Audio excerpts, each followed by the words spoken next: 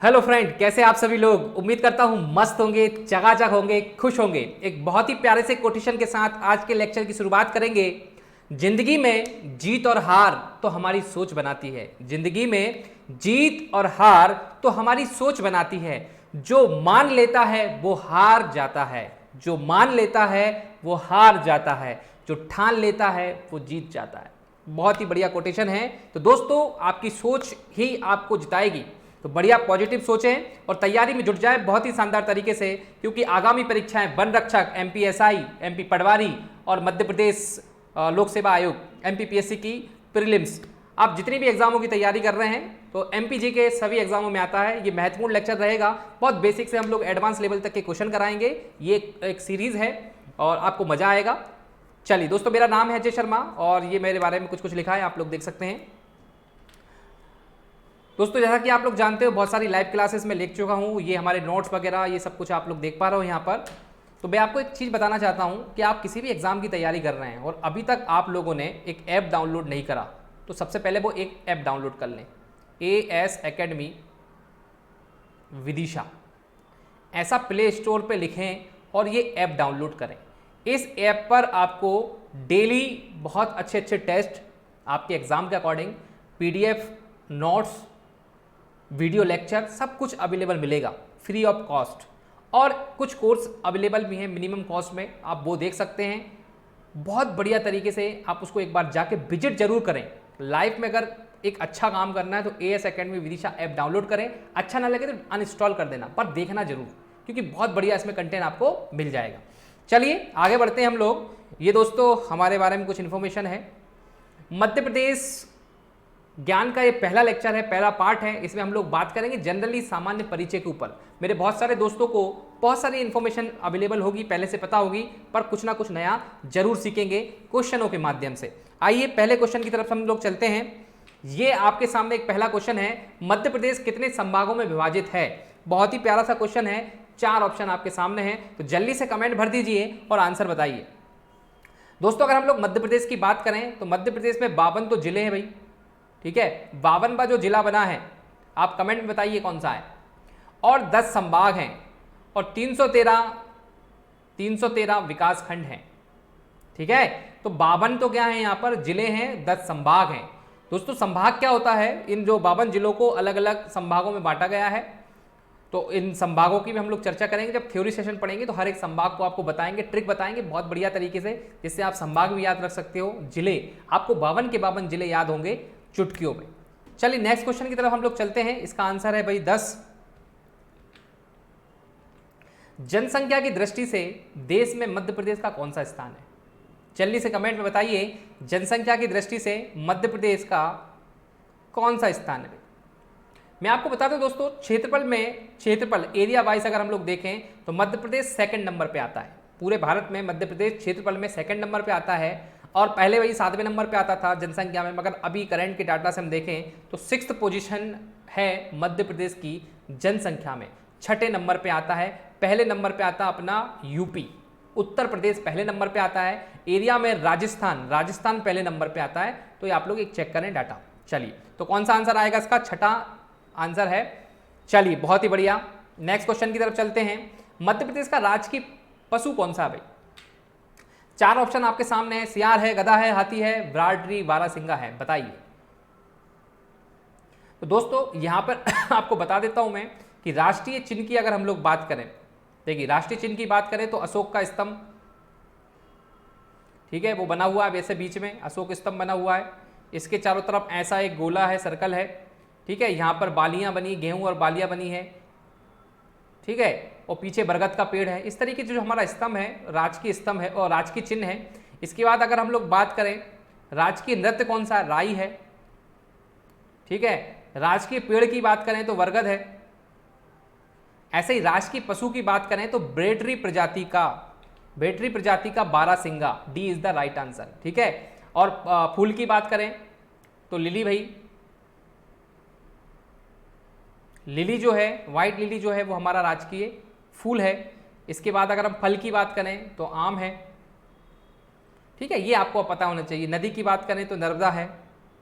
ऐसे आपको राजकीय चिन्ह, आपको गीत, गान की बात करें तो कौन सा है, राजकीय गान कौन सा है हमारा, ठीक है, सुख का दाता सबका साथी, ये वाला। तो ये बेसिक इन्फॉर्मेशन आपको थोड़ा थोड़ा पता होना चाहिए। तो इस क्वेश्चन का आंसर क्या है, ब्रेडरी प्रजाति का बारहसिंगा।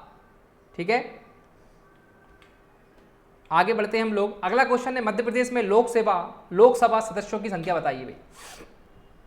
लोकसभा भैया, राज्यसभा, लोकसभा और विधानसभा।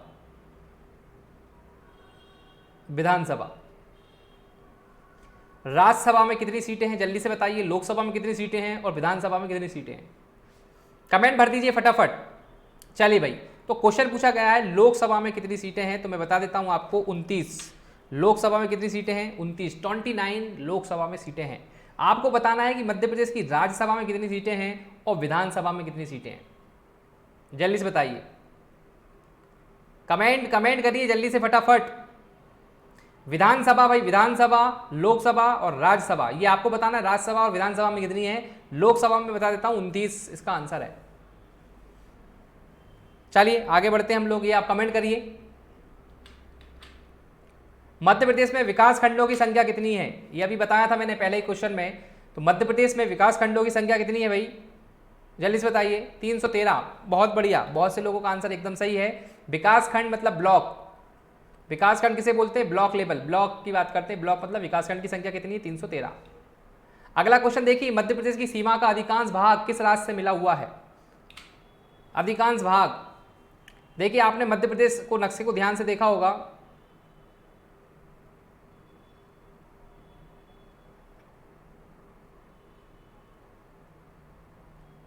ये अगर मध्य प्रदेश है तो यहां पर आप लोग देखोगे ये आपका पड़ता है यूपी, ये है आपका राजस्थान, यहाँ पे आता है आपका गुजरात, यहाँ पे आता है एमएच महाराष्ट्र और यहाँ पे आता है सीजी छत्तीसगढ़। तो दोस्तों सिर्फ और सिर्फ मात्र 2 जिले झाबुआ और अलीराजपुर मिलते हैं गुजरात से। तो सबसे कम हिस्सा गुजरात से मिलता है और सबसे ज़्यादा ये जो हिस्सा मिलता है यूपी से मिलता है। यूपी ये ऐसा घूमा रहता है ना, यहाँ पे घूमा हुआ है, यहाँ पर पन्ना वन्ना देखेंगे आप, तो यहाँ पे यूपी में सबसे ज़्यादा मिलता है। ठीक है, 14 जिले मिलते हैं यहाँ पर और यहाँ पर 2 जिले मिलते हैं। तो सबसे ज़्यादा पूछा गया तो क्या आएगा आंसर, यूपी, उत्तर प्रदेश। बहुत बढ़िया। मध्य प्रदेश का कुल क्षेत्रफल देश के कुल क्षेत्रफल का कितना हिस्सा है भाई, बताइए जल्दी से। मध्य प्रदेश का अगर भाई भारत का 100% है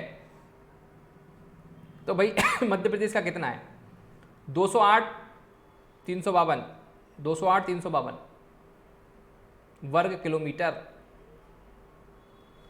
ये होता है भाई आपका 7.83%, 7.83%।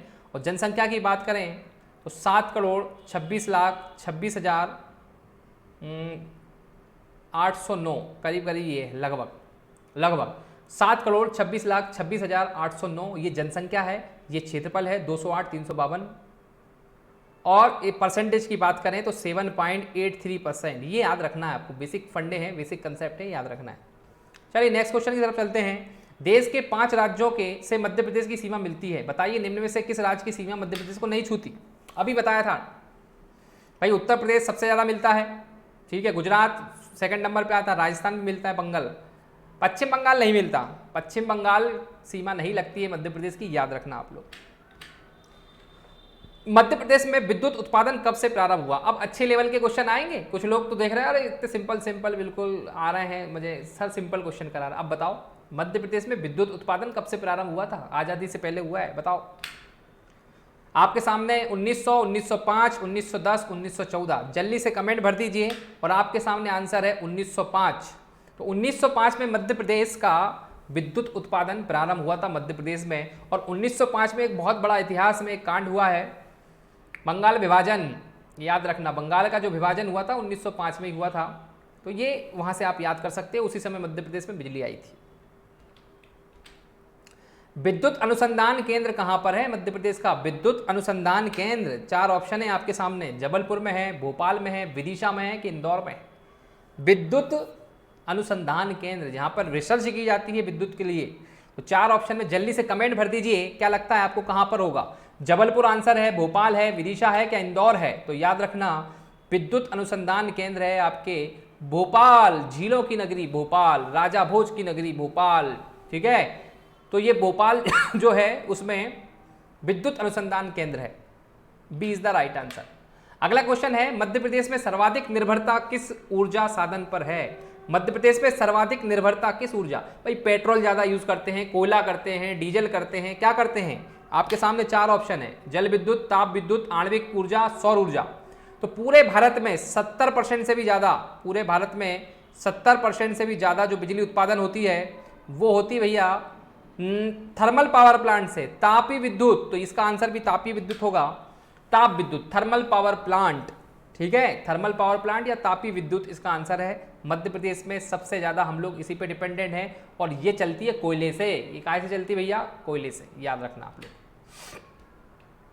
राजघाट बृहद विद्युत परियोजना किस नदी पे बनाई जा रही? राजघाट रानी लक्ष्मीबाई परियोजना, माता टीला परियोजना, हलाली परियोजना, बताओ जल्दी से फटाफट। राजघाट बृहद विद्युत परियोजना किस नदी पर चलाई जा रही है? धसान नदी, बेतवा नदी, काली सिंध नदी या सिंध नदी? बहुत बढ़िया, इसका आंसर है भैया बेतवा नदी। बेतवा नदी रायसेन जिले के कुमरा गांव से निकलती है। ये भाई रायसेन से होते हुए, सांची होते हुए विदिशा, फिर सागर, फिर इधर चली जाती है सागर से होती हुए ग्वालियर, फिर इधर ओरछा, ओरछा से होती फिर निवाड़ी, निवाड़ी से यूपी में निकल जाती है। तो ये पहले उत्तर प्रदेश जाती, मध्य प्रदेश में बहती, फिर उत्तर प्रदेश में जाती, फिर मध्य प्रदेश में जाती, फिर उत्तर प्रदेश जाती।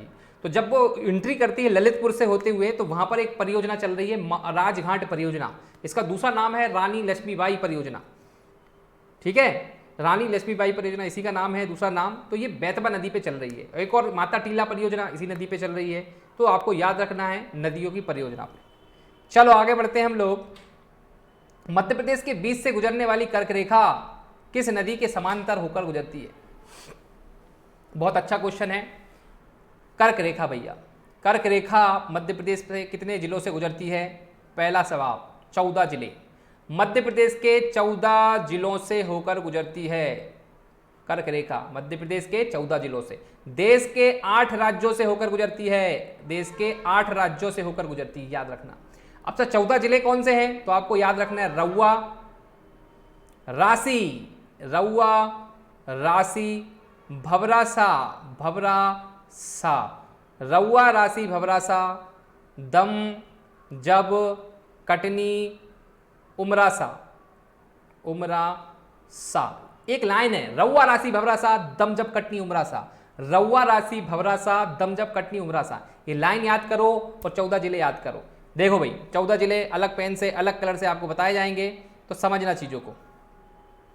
देखिए रउआ में रा से बनेगा रतलाम, ऊ से बनेगा उज्जैन और आ से बनेगा आगर मालवा। ठीक है, राशि में राशि की बात करें, राशि लिखा है भाई, रा से बनेगा राजगढ़, सी से बनेगा सीहोर, भवरा में बनेगा भोपाल, विदिशा, रायसेन और सा से बनेगा सागर। देखो रउआ में क्या बनेगा? रतलाम, उज्जैन, आगर मालवा, राजगढ़, सीहोर, भोपाल, विदिशा, रायसेन, सागर। दम से बनेगा धमो, जब से बनेगा जबलपुर, कटनी तो कटनी है, उमरा से बनेगा उमरिया और सा से बनेगा शहडोल। तो ये हो गए 14 जिले। मध्य प्रदेश के 14 जिलों से होकर कर्क रेखा गुजरती है और भारत की एकमात्र नदी इसे 2 बार कट करती है, जिसका नाम क्या? माही नदी। माही नदी को 2 बार कट करती है कर्क रेखा, ये भी याद रखना। तो नर्मदा नदी है भैया, पैरेलल चलती है, नर्मदा नदी के पैरेलल चलता है वो। मध्य प्रदेश के बीचों बीच से नर्मदा जा रही है, वहीं से कर्क रेखा जा रही है, तो समांतर होती है। अगला क्वेश्चन है 14 क्वेश्चन, मध्य प्रदेश के किस नगर से होकर कर्क रेखा गुजरती है? भैया भोपाल, जबलपुर, खंडवा, धार। तो रउआ, राशि, भवरासा, दमजब, कटनी, उमरासा। तो खंडवा तो कहीं देखा नहीं हमने। मध्य प्रदेश के किस नगर से होकर कर्क रेखा गुजरती है? अब देखो यहां पर ऑप्शन ही गलत है। खंडवा से नहीं गुजरती, धार से भी नहीं गुजरती, पर जबलपुर से भी गुजरती है और भोपाल से भी गुजरती है। तो ये ऑप्शन गलत है, इसमें आप लोग याद रखना भोपाल और जबलपुर दोनों से गुजरती है। दम जब कटनी, तो जब आ गया जबलपुर, भोपाल में भभरा तो भोपाल, ये दोनों नगरों से गुजरती है। तो इसमें आपका भोपाल भी आंसर है और जबलपुर भी आंसर है, इसमें ऑप्शन गलत है। यहाँ पे और कुछ होना था, यहाँ पे ग्वालियर होना था, ग्वालियर। अगर यहाँ ग्वालियर होता तो आंसर क्या होता? भोपाल। ठीक, आगे बढ़ते हैं हम लोग। निम्न में से किसके उत्पादन में मध्य प्रदेश का स्थान देश में प्रथम नहीं है? किसमें नहीं है भाई? भैया हमारा दलहन दालों में पहले नंबर पे आता है, सोयाबीन में पहले नंबर पे आता है, चना में पहले नंबर पे आता है, कपास में हम पहले पे नहीं है भैया। कभी गुजरात होता है, कभी महाराष्ट्र होता है कपास में, पर हम तो नहीं है। तो मध्य प्रदेश दलहन में, सोयाबीन में और चना में पहले नंबर पे आता है, तो कपास में नहीं है। अगले क्वेश्चन की तरफ हम लोग चलेंगे।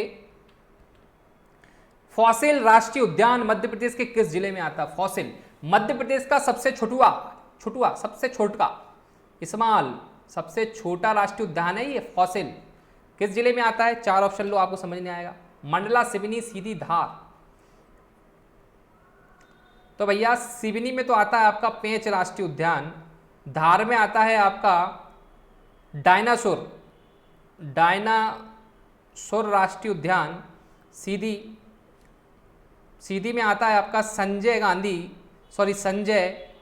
राष्ट्रीय उद्यान, संजय राष्ट्रीय उद्यान।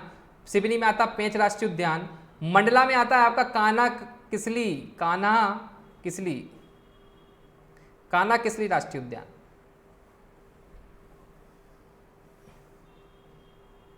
तो आपका भैया बताओ जल्दी से, फॉसिल राष्ट्रीय उद्यान किस जिले में आता है? चारों ऑप्शन ही नहीं है। डिंडोरी कहाँ आता है ये? डिंडोरी में आता है आपका फॉसिल राष्ट्रीय उद्यान। मंडला में नहीं आता, डिंडोरी में आता है, ये ध्यान रखना। फॉसिल राष्ट्रीय उद्यान मध्य प्रदेश के किस जिले में आता है? डिंडोरी में है। चारों ऑप्शन गलत।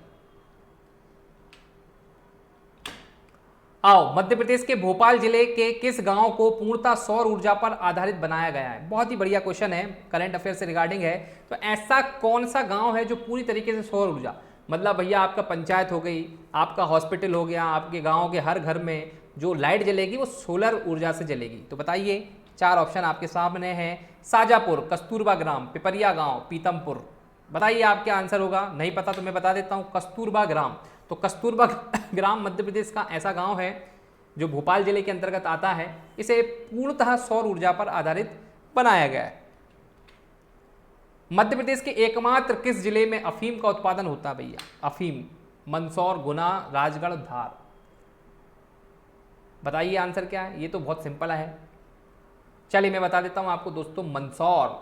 तो मंदसौर में अफीम का उत्पादन होता है सबसे ज़्यादा। मंदसौर में ही एक मंदिर है, बहुत इंपॉर्टेंट है, बताइए कौन सा है? शिवना नदी के किनारे है, शिवना नदी के किनारे। बताइए, कमेंट करिए। पशुपतिनाथ का मंदिर है मंदसौर में, गांधी सागर बांध के बगल में। गांधी सागर बांध भी मंदसौर में आपको मिलेगा। मध्य प्रदेश की पहली विद्युत परियोजना वही है गांधी सागर, मंदसौर। तो आंसर लगाओगे आप लोग, A is the right answer. Mandsaur में अफीम का उत्पादन होता है। मध्य प्रदेश में बालाघाट का मलाजखंड क्षेत्र किस खनिज का उत्पादन करता है? मलाजखंड भैया बताओ। 4 ऑप्शन आपके सामने, चूना पत्थर, बॉक्साइट, मैग्नीज, तांबा। बहुत इंपॉर्टेंट है मलाजखंड। बालाघाट में खदानें हैं मलाजखंड की, चूना पत्थर, बॉक्साइट, मैग्नीज। तो आपके सामने आंसर है मैग्नीज। तो मलाजखंड में मैग्नीज का उत्पादन होता है। अगला क्वेश्चन है, मध्य प्रदेश की कौन सी जनजाति अपने को राजपूत मानती है भैया? कबर, बैगा, हलवा, कोरकू। तो ऐसी कौन सी जनजाति है जो अपने आप को राजपूत कहती है? राजपूत है भैया हम। तो यहां पर कोरकू जनजाति, कौन सी जनजाति? कोरकू जनजाति अपने आप को राजपूत कहती है। तो वही ऐसे तो बहुत सारे क्वेश्चन आते रहेंगे, तो समय का थोड़ा सा देखते हुए आज के लिए 20 क्वेश्चन सफिशिएंट है। कल से हम लोग और ज़्यादा क्वेश्चन करने का प्रयास करेंगे। कमेंट करके बताइए कि आपको क्वेश्चन कैसे लगे। अगर आप लोग और भी इस तरह के क्वेश्चन चाहते हो डेली, तो कमेंट में लिखना। कोशिश की जाएगी कि डेली आपको बहुत ही बढ़िया मध्य प्रदेश के क्वेश्चन दिए जाएं और इसी का टेस्ट जो यहाँ पे पढ़ाया जा रहा है इसी से संबंधित आपको टेस्ट दिया जाए, और डिटेल में इन्हीं क्वेश्चनों के माध्यम से जीके भी आप पढ़ना चाहते हैं, मध्य प्रदेश सामान्य ज्ञान, तो कमेंट में बताइए। और आप 20वें क्वेश्चन तक रुके हैं तो उम्मीद करता हूँ आपको मज़ा आ रहा होगा। इस मज़े को बरकरार रखा जाएगा। आप लोग as academy Vidisha play store से ऐप डाउनलोड करें, उस पर इसकी हम लोग पीडीएफ आपको प्रोवाइड करा देंगे। ये जो क्वेश्चन है और भी क्वेश्चन है उसकी पीडीएफ मिल जाएगी, और बहुत सारे आपको नोट्स भी मिलते रहेंगे। तो ऐप पे ये मिलने वाले हैं। कोई भी क्यूरी हो, डाउट हो, तो नीचे मेरे नंबर दिख रहे हैं, फील फ्री होकर आप कभी भी इस पर कॉल कर सकते हैं। कभी मतलब रात में नहीं लगाना भाई, दिन में कभी भी फ़ोन लगाएं। अगर हम फ्री रहेंगे तो उठा के आपका जवाब दिया जाएगा। चलिए, जय हिंद, जय भारत, बाय बाय।